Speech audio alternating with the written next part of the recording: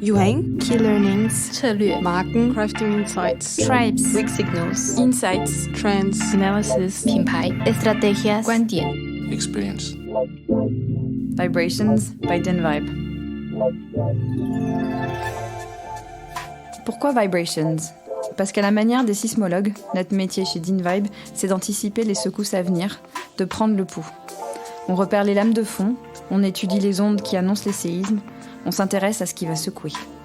Comme des anthropologues, on étudie l'humain, les évolutions de comportement, dans le but de guider les marques vers des innovations qui résonnent et qui font sens. Parce qu'on est une équipe de passionnés, ce podcast a pour vocation de partager au plus grand nombre une partie des insights que nous détectons, pour que ça vous donne du grain à moudre et qui sait, envie de nous rencontrer. Chaque mois, plongez avec nous dans le décryptage d'une tendance de société. Bienvenue dans ce premier épisode de Vibrations. Je m'appelle Sandra, je suis en charge du marketing chez DinVibe et vous aurez souvent l'occasion de m'entendre dans ce podcast. Alors dans chaque épisode, vous entendrez des membres de l'équipe DinVibe qui viendront partager avec vous leurs découvertes et leurs analyses. Pour vous accueillir aujourd'hui, 2 personnes de l'équipe sont autour de la table avec moi. Il y a Vanessa et il y a Paul. Bonjour. Je vais vous laisser vous Bonjour. présenter. Je m'appelle Paul, je suis Insight Crafter, c'est le nom qu'on donne à nos analystes chez DinVibe. Et j'ai notamment travaillé sur des thématiques aussi diverses que le soin de la peau et l'ameublement. 2 thématiques différentes. Ouais. Bonjour, moi c'est Vanessa, je suis Research Director chez DinVibe depuis à peu près 2 ans et je suis particulièrement en charge de la compréhension des modes de vie et des habitudes de consommation des gens et plus particulièrement des communautés de gens à travers le monde. Merci à tous les deux. On va s'intéresser aujourd'hui à un thème qui intéresse beaucoup de nos clients, c'est-à-dire ça veut dire quoi être unique ? Les 2 tiers d'entre eux ils viennent nous voir avec cette question de fond, c'est aidez-moi à sortir du lot. On est nombreux, on dit tous à peu près la même chose, comment je peux me démarquer ? Donc ces marques, elles se posent beaucoup de questions. Comment faire face à cette tendance de fond qu'est la déconsommation ? Comment se démarquer de ses concurrents ? Comment rester crédible dans un contexte où les clients et les consos sont de plus en plus exigeants et ont de plus en plus de perte de confiance vis-à-vis des marques ? Et on a cherché à les aider en lançant une étude qu'on a appelée « Comment devenir une marque désirable en France » ou « Comment devenir une love brand ». Donc que ce soit une quête individuelle ou la quête des marques qui veulent se distinguer dans l'esprit des consommateurs, cette question d'être unique revient très souvent dans les études qu'on mène. Cette question, c'est aussi un petit clin d'œil à notre ambition avec ce podcast, à savoir retranscrire sous format audio ce qui fait la spécificité de notre métier et surtout de notre manière de l'exercer, ce qui nous rend unique chez DinVibe. L'idée, c'est de vous partager les insights et les enseignements de ce qu'on a découvert ces derniers mois. My style is quite unusual. I don't like to follow. I like to be different. I don't want the typical big dress, but I still want to look like a bride. Alors si tout le monde cherche à être unique, ça veut dire quoi concrètement pour les gens et quel est l'impact pour les marques ? Alors Paul, on a beaucoup parlé de cette question des consommateurs qui ont le sentiment d'avoir des besoins très spécifiques qui les rendent uniques. Est-ce que tu as constaté qu'ils exprimaient une frustration par rapport aux retailers traditionnels, aux grandes enseignes ? Oui, tout à fait. Ce que l'on voit, c'est que les gens ont des besoins uniques, qu'ils n'ont pas forcément choisis. Et l'offre traditionnelle, aujourd'hui, n'y répond pas. Les marques doivent vraiment s'adapter à l'unicité de leurs consommateurs sous peine de les frustrer. La standardisation, c'est une frustration qui fait fuir vis-à-vis du retail traditionnel. Que ce soit dans la mode, ça peut être très frustrant de ne pas trouver des marques qui sont adaptées à sa morphologie, à sa taille, dans la beauté, à son type de peau, à sa couleur de peau. Et par exemple, sur la question de la mode, est-ce que tu as des exemples de marques qui ont bien compris cette recherche-là et qui ont su y répondre ? Oui, tout à fait. L'idée est de ne pas seulement proposer un nuancier, par exemple, de couleurs ou seulement des marques un peu différentes. L'idée, c'est vraiment comme Ishakti, qui est une marque américaine, qui va vraiment proposer des vêtements customisables entièrement, que ce soit sur les dimensions, comme on peut s'y attendre, mais également la couleur, la coupe, les accessoires. On peut rajouter vraiment des poches à l'endroit où on veut. Presenting eShakti. Dresses custom made just for you. Your size, your style. C'est quelque chose qui va permettre aux gens de trouver des vêtements qui sont vraiment adaptés à l'unicité de chacun. C'est marrant, on s'éloigne complètement du prêt-à-porter, on revient au sur-mesure de nos grands-mères, quoi. Du coup, est-ce que ça veut dire que pour s'adapter à chacune de ces personnes, il faut avoir une offre aussi large qu'il existe de personnes ? Je pousse le truc à l'extrême express, mais ça devient vertigineux, en fait, si on prend les choses comme ça. Ce qu'on voit également, c'est que le choix, avoir énormément de choix, ça peut être également une frustration pour les gens. Que ce soit dans un commerce traditionnel où on va avoir une multitude de vêtements pour la mode, ou en ligne, on va devoir scroller un nombre incalculable de pages. Le choix, c'est également une frustration. Alors on fait comment? Elles font comment les marques? Les marques qui réussissent justement à s'adapter à l'unicité des gens, on va considérer presque que ce sont des personal shoppers. Une marque comme Whole Foods, qui est une marque de l'alimentation aux États-Unis, qui a été créée dans les années 80, va vraiment proposer dans leur magasin de shopper par régime alimentaire. Le gluten-free, le vegan, les régimes paléo. Le régime paléolithique, ça consiste à supprimer les céréales, les légumineuses, les produits laitiers, tout ce qui est sucre rapide et tout ce qui est sel. Donc t'es paléo, tu arrives, t'as ton rayon intitulé paléo, tu sais exactement où tu vas aller et tu te sens donc pris en compte dans le caractère unique de ta façon de consommer la nourriture. Le magasin s'adapte aux nouvelles tendances et aux nouveaux types de personnes qui peuvent aller dans ce genre de magasin. Mais c'est également le cas, pas forcément que sur l'alimentaire, des marques de beauté se sont construites là-dessus et vont par exemple proposer un filtre préalable pour restreindre les choix, voire imposer des solutions. Par exemple, une marque comme Seasonly, qui est une marque française de soins de la peau. On veut tous avoir le produit parfait, adapté à son type de peau, vraiment sur mesure. Et en fait, c'est ce que propose Seasonly. C'est un système où vous allez créer votre propre crème en répondant à un questionnaire sur votre âge, vos habitudes de vie, vos attentes, votre type de peau. Et il vous propose un soin sur mesure. Parce que vraiment, one size does not fit all. Et du coup, je peux créer mon soin qui me correspond à moi, qui suis unique. Quand on préparait l'épisode, tu me parlais aussi de quelque chose qui est vraiment intéressant sur les marques qui vont chercher des caractéristiques qui ne sont pas en lien direct avec leur offre. C'est-à-dire une marque de beauté, par exemple, qui irait t'interroger sur ta manière de faire du sport ou vraiment quelque chose qui n'est pas en lien direct avec leur offre pour encore mieux guider les consommateurs, encore au-delà du personal shopping. Avec une personne qui se sent comprise dans sa globalité. T'avais un exemple par rapport à ce genre de choses? Une marque qui vend ce qu'on appelle les nutri-cosmétiques, qui sont des compléments alimentaires, va pas seulement interroger sur des choses qui vont être liées complètement aux compléments alimentaires, mais vont également interroger leurs clients sur leur humeur, leur personnalité, leur alimentation, pour proposer une solution qui va être vraiment adaptée à chacun. Le sur-mesure, c'est donc pas seulement proposer un millier d'alternatives, mais c'est plutôt de comprendre la personne, et en comprenant la personne, s'adapter à ses caractéristiques. Être unique, c'est vraiment avoir des solutions uniques. Jusque-là, on a surtout parlé de choses plutôt subies. Et on peut aussi l'aborder sous un autre angle, qui est le caractère unique comme un choix. C'est-à-dire comme moteur de la valorisation de soi. Je choisis de mettre en avant telle facette de moi-même, et donc je cherche des marques qui m'accompagnent dans cette quête. Vanessa, qu'est-ce que tu peux nous dire là-dessus ? Oui, c'est effectivement le cas. C'est-à-dire que quand on dit vouloir être unique, en fait, ça peut aussi être un choix. Ça peut aussi être une volonté d'exprimer sa réussite sociale, de valoriser son ego. Et ça passe par notamment le fait d'avoir accès, par exemple, à tel produit ou telle marque qui est hyper exclusive.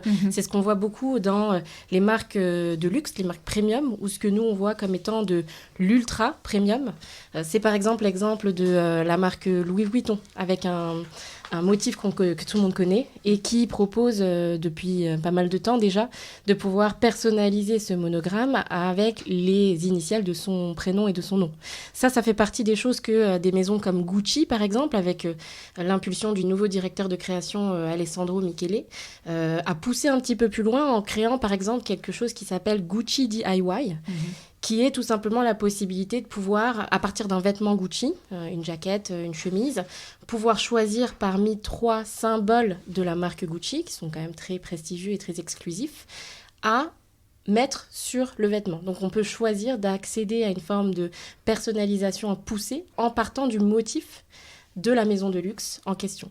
Mais ça, on le voit dans les marques premium, mais on le voit aussi dans des marques un petit peu du quotidien, comme des marques de sneakers, par exemple, où on voit que dans cet univers-là, alors qu'aujourd'hui, une paire de sneakers, elle peut aller jusqu'à 200 €, on va dire, parfois, c'est la rareté qui va créer l'exclusivité. C'est-à-dire que des modèles qui sortent à 100 exemplaires, à partir du moment où ils sont out of stock, tout de suite, ça prend une valeur incroyable parce que chaque paire n'existe qu'en 100 exemplaires. Et c'est ça aussi, vouloir être unique, c'est accéder à une forme de rareté.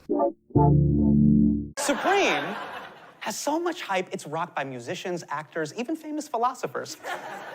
Even though it only has 11 stores worldwide, Supreme is worth $1 billion. Mais alors, ce qui est rigolo, c'est que dans ce que tu dis là, c'est la marque qui est vecteur de l'unicité. Tout à Finalement, fait. la personnalité s'efface derrière la marque. Oui. Mais on peut aussi prendre le contre-pied de ça. Il y a des cas où la marque devient un outil et s'efface, elle, pour le coup, presque pour valoriser la personne en tant qu'être unique. Et justement, dans les côtés sneakers, on trouve aussi ça, hein, Paul, t'avais C'est ça. vu des choses comme ça? Tout à fait. Là, Vanessa parlait des collections capsules.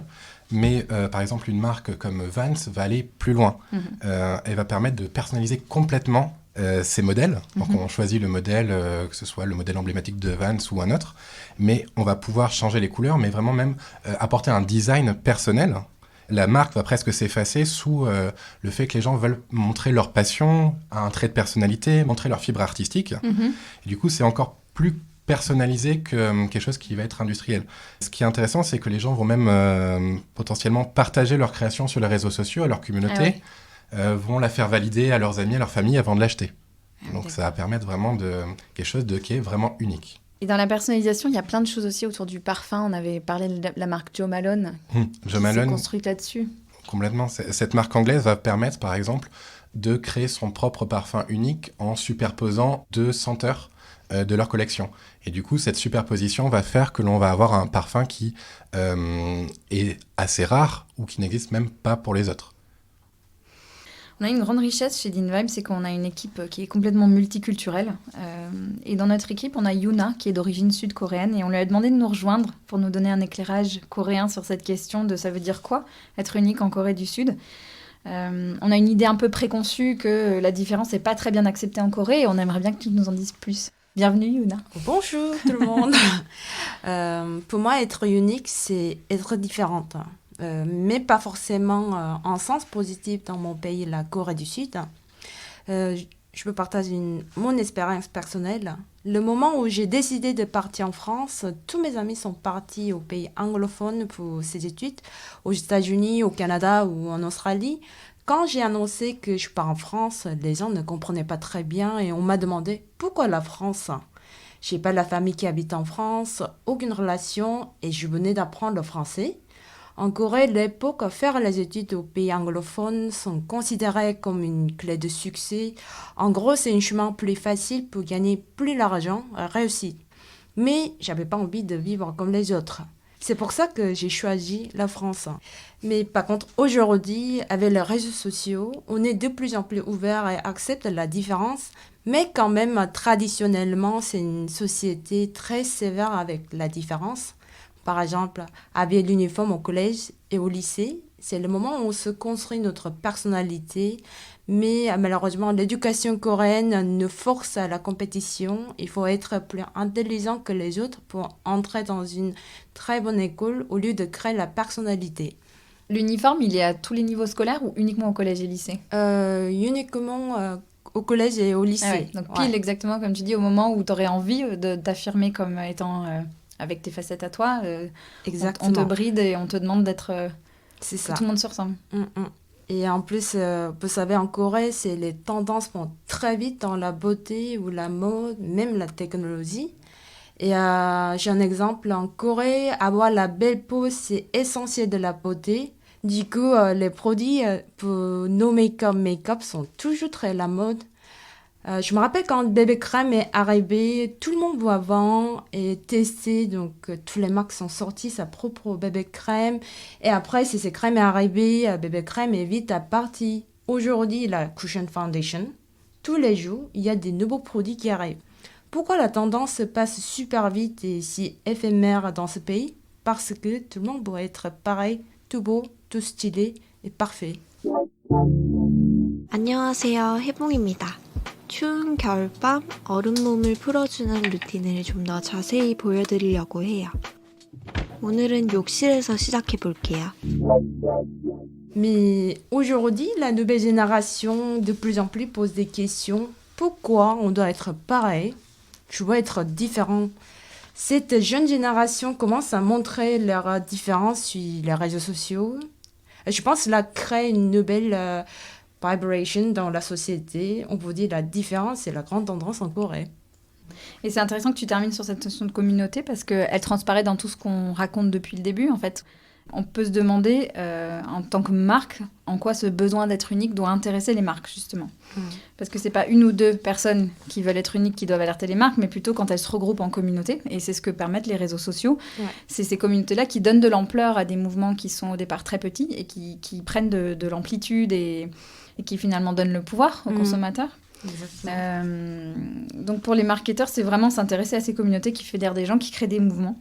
Il y a cette notion de la marginalité parce que vouloir être unique, c'est bien quand c'est choisi, quand on a le pouvoir, mais on est toujours aussi à se frotter à la question de la marge. Qu'est-ce qui fait que potentiellement on bascule dans la marginalité ? On est tellement unique qu'on bascule dans la marginalité. Et en quoi la communauté crée une espèce d'endroit sécure où on peut s'affirmer dans son caractère unique et embarquer d'autres gens dans cette affirmation-là.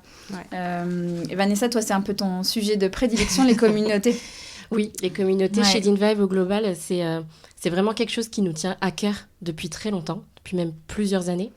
Pourquoi ça nous tient à cœur, les communautés ? Parce que c'est au sein de ces communautés de gens qui se regroupent spontanément autour de valeurs communes, de circonstances de vie communes ou même de centres d'intérêt communs que vont naître et puis vont se propager des nouveaux comportements qui sont primordiaux à comprendre. Par exemple, il y a 5 ans déjà, on avertissait nos clients sur l'émergence de nouveaux comportements autour de quelque chose qu'on appelait une forme de zéro déchet ou de véganisme. C'était des choses qui concernaient 10, 20 personnes peut-être, qui étaient d'ailleurs vues un peu comme des gens alternatifs ou marginaux. En réalité, ce sont des personnes qui, petit à petit, ont fédéré d'autres personnes et qui aujourd'hui sont juste une tendance incontournable de laquelle plus personne ne peut nier l'existence.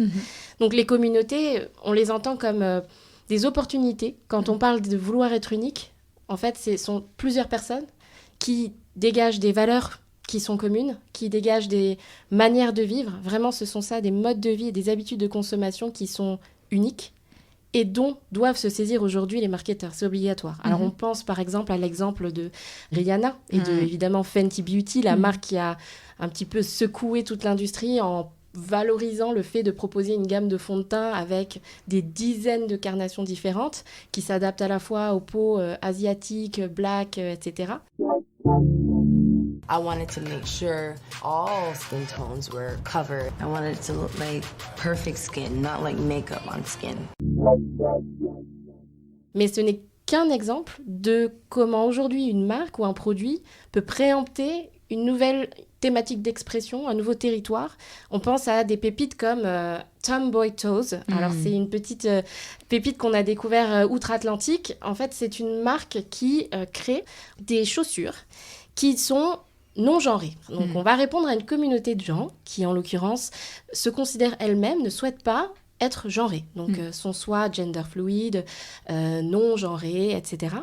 Et cette boîte, aujourd'hui, elle offre l'opportunité à cette communauté d'exprimer ses envies, comme elle le souhaite. Donc, au-delà de proposer des chaussures qui sont typées, en général, masculines, mais en taille 36 ou 35, c'est aussi une marque qui va valoriser une identité, une communauté existante et qui va s'adapter tout simplement à des besoins qui sont réels et qui vont outre-Atlantique, encore une fois, puisqu'il y a des gens, aujourd'hui en France, qui vont essayer d'aller acheter ces chaussures parce qu'elles en ont entendu parler aux États-Unis. Donc les communautés, aujourd'hui, elles n'ont pas de frontières et elles sont super importantes à comprendre quand on veut être innovant ou en tout cas sortir du lot. Merci beaucoup tous les trois.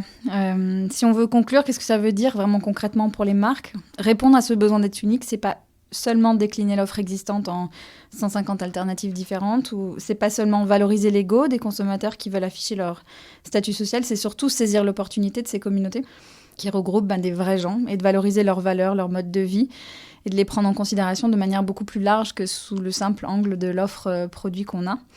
Et là-dessous, l'enjeu majeur, c'est l'inclusivité. C'est encore un peu un mot tarte à la crème, un buzzword qu'on entend partout, mais il est fondamental pour les marques de bien le comprendre, ce concept d'inclusivité, dans un contexte où toutes les cases explosent finalement. On voit que la segmentation socio-démo, elle suffit plus, elle fonctionne plus. Même des éléments de qualification comme le genre ont des définitions de plus en plus complexes et fluides. Et donc l'inclusivité, c'est un thème qu'on a eu aussi l'occasion de creuser en détail dans une autre de nos études. Donc on vous propose de se retrouver le mois prochain pour l'explorer ensemble. Merci beaucoup pour votre écoute. Si l'étude How to Become a Love Brand vous intéresse, n'hésitez pas à nous contacter à l'adresse mail vibrations, vibrations, @dynvibe, dynvibe.com. Pour en savoir plus sur Dynvibe, retrouvez-nous sur www.dynvibe.com ou sur notre page LinkedIn. Et si vous avez aimé cet épisode, partagez-le avec vos amis et votre réseau. Vous pouvez aussi soutenir ce podcast en vous abonnant sur la plateforme de votre choix et en laissant un commentaire et des étoiles sur Apple Podcast. Cet épisode a été produit par le studio Encore, réalisé par Chloé Vibo et Jeanne-Marie Desnos. Merci et au mois prochain.